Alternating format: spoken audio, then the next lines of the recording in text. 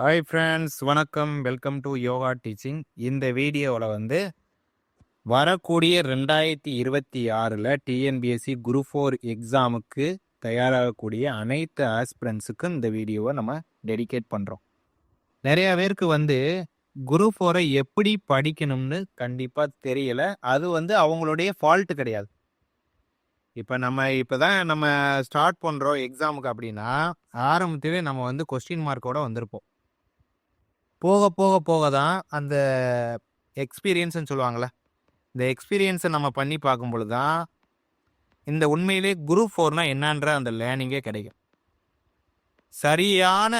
சரியான கைடன்ஸ் பண்ணிட்டோம்னா 100% அவங்களுக்கு பக்காவாக இதுதான் சொல்லி சொல்லி அவங்கள டெய்லி ஸ்டடி பண்ண வச்சோம்னா அவங்களுடைய டெஸ்டினேஷன், அதாவது அந்த இலக்கு, அந்த டிஎன்பிசி குரூப் 4 ஜாபை அவங்க ஒரு குறுகிய காலத்திலே அந்த இலக்கை எட்ட முடியும். அதுக்காகத்தான் நான் இந்த வீடியோவை மேக் பண்ணியிருக்கேன்.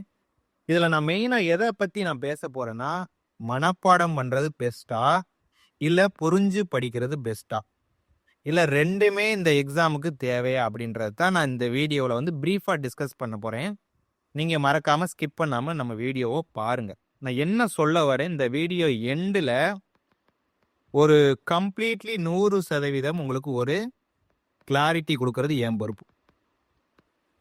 கண்டிப்பாக இந்த வீடியோ முடிக்கிற end of the session maximum 10லேருந்து 15 நிமிஷத்தில் முடிச்சிடுறேன். ரொம்ப உங்களை போட்டு மொக்க பண்ண விரும்பலாம். ஏன்னா உங்களுடைய வேல்யூபிளான டைம் கொடுக்குறீங்க இந்த வீடியோவுக்காக. நான் சொல்ல வேண்டியதை ஷார்ட் அண்ட் ஸ்வீட்டாக முடிச்சிடுறேன். உங்களுடைய நேரத்தையும் நான் எடுத்துக்க விரும்பலை. ரைட், ஸ்டார்ட் பண்ணிடலாமா?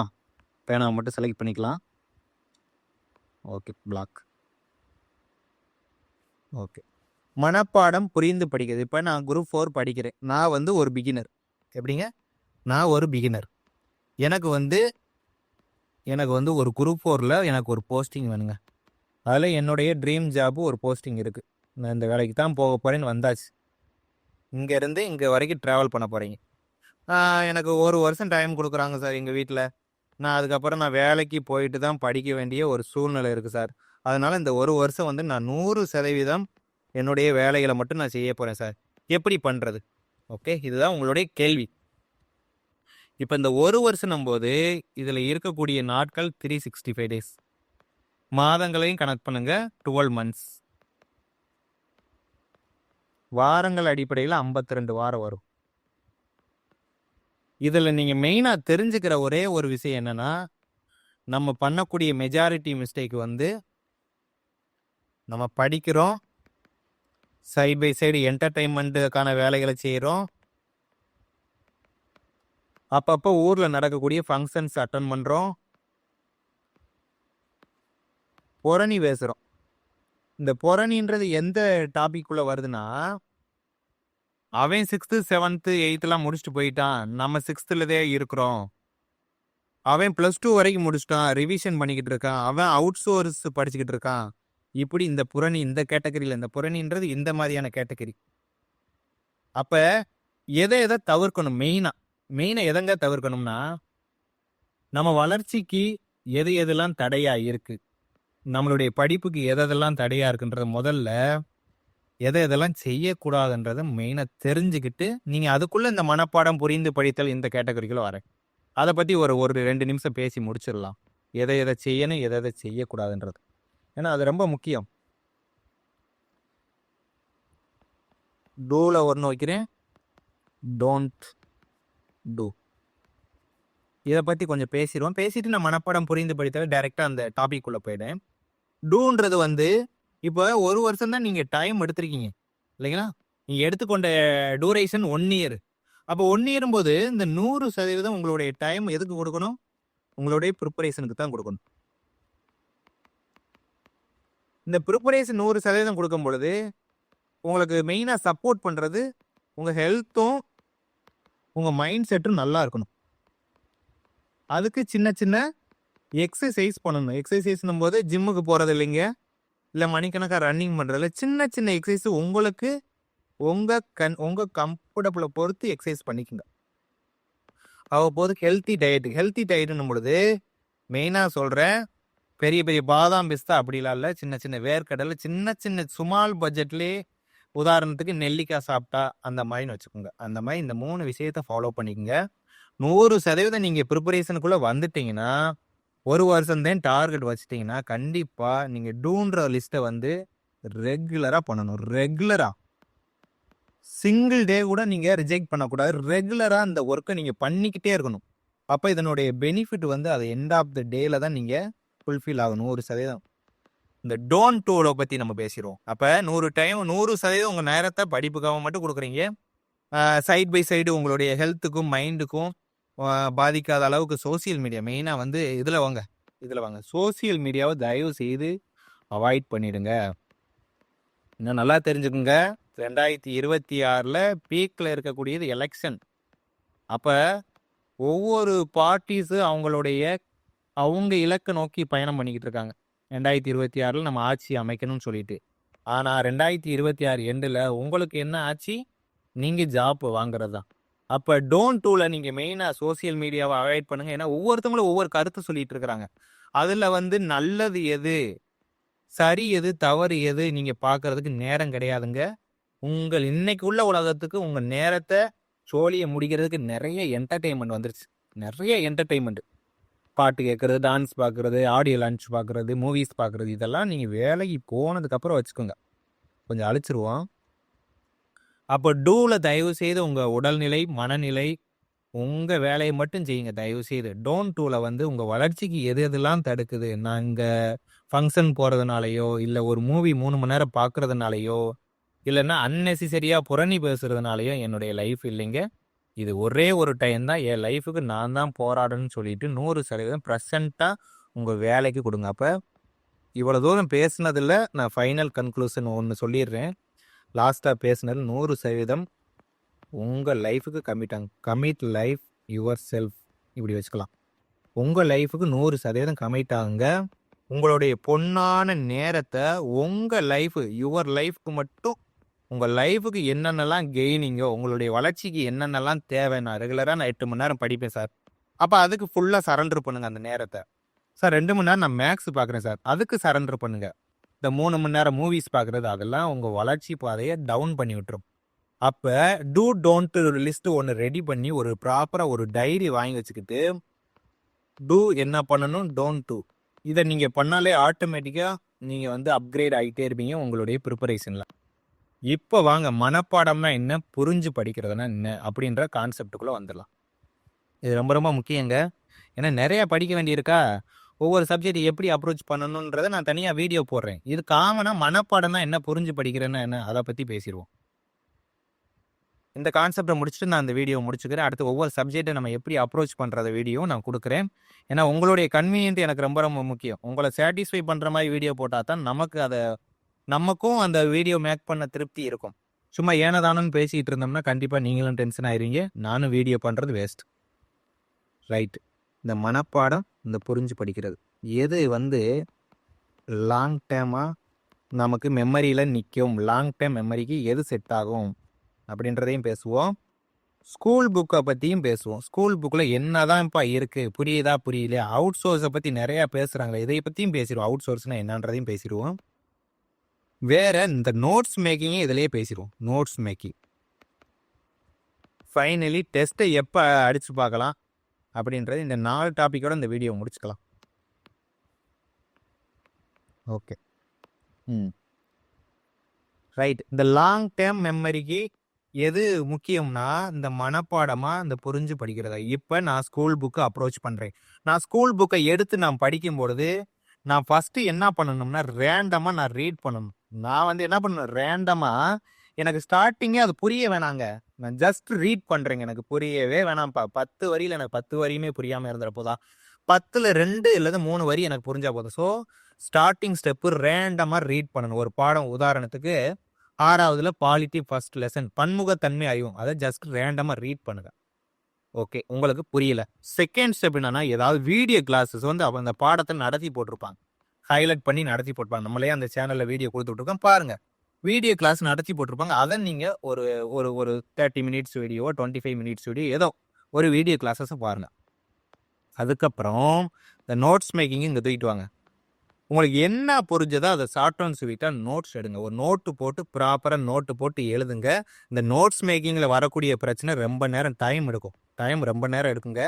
1 hour ஆகலாம், 2 மணி நேரம் ஆகலாம், பிரச்சனை இல்லை. Side by side notes making பண்ணுங்க. ரெகுலராக காலையில் எந்திரிச்சதுமே அதை ரீகால் பண்ணுங்க, ரிவிஷன் பண்ணுங்க. ஃபைனலாக அதை சார்ந்த அந்த டெஸ்ட் இருக்குது பார்த்தீங்கன்னா இங்கே வச்சுறேன். இந்த படிநிலையில தான் இருக்கணும். ரேண்டமாக ரீட் பண்ணுங்க. ஸ்டார்டிங்கே எனக்கு அந்த சப்ஜெக்ட் புரியணும்னு அவசியம் இல்லை. அதுக்கப்புறம் செகண்ட் ஸ்டேஜ் வீடியோ கிளாஸ் பார்க்குறேன். தேர்டு நோட்ஸ் எனக்கு புரிஞ்சதை நோட்ஸ் எடுக்கிறேன். ஃபைனலாக ரெகுலராக 10-15 நிமிஷம் நான் ரீகால் பண்ணுறேன். ஃபைனலி டெஸ்ட் அடித்து பார்க்குறேன். இதில் எங்கே சார் மனப்பாடம் புரிந்து படிக்கிறதுனா இந்த 5 ஸ்டெப்பை ஃபாலோ பண்ணாலே இந்த மனப்பாடம் பண்ணுறதுக்கு வேலையே இல்லை. நீங்கள் இந்த புரிஞ்சு படிக்கிற கான்செப்ட் வந்துடுங்க. ஒன்றுமே புரியலையே சார், புரிஞ்சு படிக்கிறது சொல்லவே இல்லை சார் அப்படின்ற ஒரு ஃபீல் வருதுன்னா இந்த ஸ்டெப்பில் வாங்க. இப்போ ஒரு ஸ்டெப்பு சொல்கிறேன், புரிஞ்சு படிக்கிறேன்னு என்னன்னு தெரிஞ்சது. உதாரணத்துக்கு ஒரு இதை எழுதுறேன், ஒரு டேட்டாவே எழுதுறேன்னு வைங்களேன். ஒரு சின்ன டேட்டா, இந்த ஒரு டேட்டா, அதாவது sorry oh my god, right, தவறாக எடுத்துக்க வேண்டாம். கொஞ்சம் ஃபஸ்ட் டைம் ஐபேடில் நடத்துகிறோம். ரைட், ஒரு டேட்டா என்னன்னா டாக்டர் ஏபிஜே அப்துல் கலாம் அவர்கள்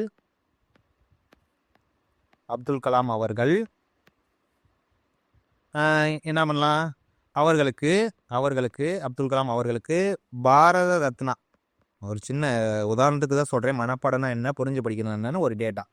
டாக்டர் ஏபிஜே அப்துல் கலாம் அவர்களுக்கு பாரத ரத்னா எப்போது வழங்கப்பட்டது? இது ஒரு கொஸ்டின். நீங்கள் தேர்வுக்கு எழுத வரீங்க, இந்த கொஸ்டின் கேட்குறாங்க. ஆப்ஷன் வந்து செட் பண்ணிடுவோங்களா?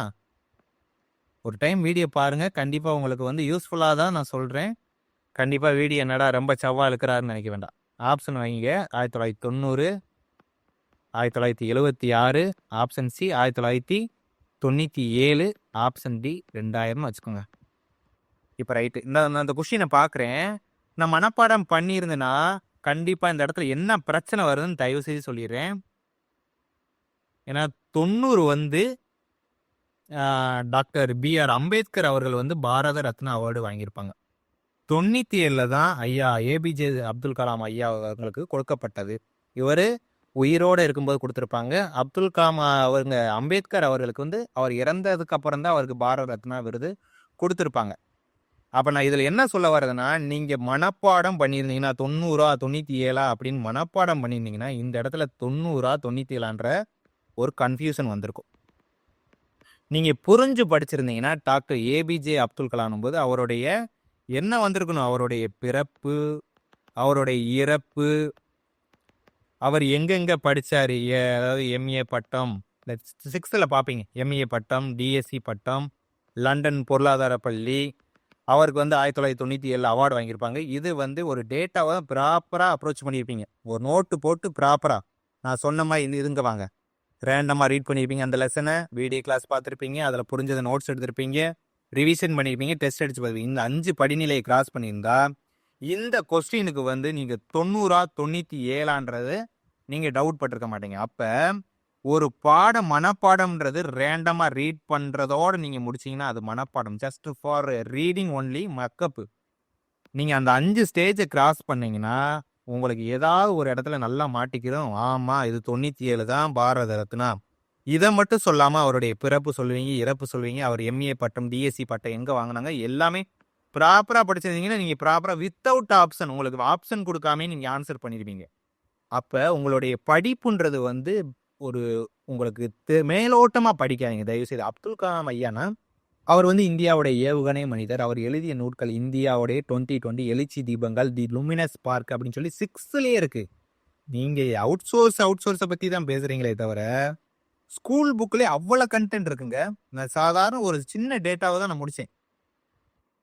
இதுலேயே இவ்வளோ விஷயங்கள் ஸ்கூல் புக்கு டேட்டாவே இருக்கும் பொழுது நீங்கள் டைரெக்டாக அவுட் சோர்ஸு போகவே கூடாது. அப்போ மனப்பாடம்ன்றது ஜஸ்ட் ரீட் பண்ணி முடிச்சுக்கிட்டே போயிட்டு இருந்தீங்கன்னா எக்ஸாம் உங்களை ஜோலியாக முடிச்சிடும். புரிஞ்சு படிச்சிங்கன்னா இது நிறுத்தி நிதானமாக அந்த ட்ராவலை என்ஜாய் பண்ணணும். ஃபஸ்ட்டு கியர்லேயே நீங்கள் போனாலும் அதை கன்சிஸ்டண்ட்டாக ஒரு வருஷம் நீங்கள் டைம் கொடுத்து படிச்சிங்கன்னா அதனுடைய புரிதல் ரொம்ப ரொம்ப பெனிஃபிட்டு. முடிக்கணும் கம்ப்ளீட் பண்ணணும்னா இது மனப்பாடம்ன்றது ஷார்ட் டேர்ம் மெமரியில தான் நிற்கும். லாங் டேர்முக்கு ஒன்லி ஃபார் நல்ல அந்த 5 ஸ்டேஜை ஃபாலோ பண்ணுது. Random read, video class, notes making, finally revision mode on. Minimum ஒரு சப்ஜெக்டை ஒரு லெசனை 5 டைம் மினிமம் எத்தனை டைம் சொல்கிறீங்க? 5 டைம் அப்ரோச் பண்ணணும். ரிவிஷனை மட்டும் சொல்கிறேன். அப்போ நீங்கள் ஒரு வருஷம் போது கிட்டத்தட்ட ஒரு 8 மாதத்துல நீங்கள் படித்து முடிச்சிட்டிங்கன்னா 4 மாதம் என்ன பண்ணணும்? ரிவிஷன் பண்ணணும். அதைத்தான் நான் இந்த கொஷினில் நான் சொல்லியிருக்கேன். கண்டிப்பாக இந்த வீடியோ எண்டில் நான் முடிச்சுக்கிறேன். நீங்கள் ரிவிஷன் பண்ணுறதுக்கு மனப்பாடம் பண்ணுறதா இல்லை புரிஞ்சு படிக்க மனப்பாடம் பண்ணுறதுக்குன்னு சில ஏரியா இருக்குது. நான் அதை சொல்கிறேன். நான் ஒவ்வொரு வீடியோவாக உங்களுடைய இந்த ப்ரிப்பரேஷன் டயத்தில் என்னென்ன டவுட் வருமோ நான் 1 by 1 வீடியோ கொடுக்குறேன். நீங்கள் ஃபாலோ பண்ணிக்கலாம். அதுக்கு இந்த ஒரு வீடியோ நான் பண்ணணும்னு தோணுச்சு. ரொம்ப நாள் நான் யோசிச்சுட்டே இருந்தேன்.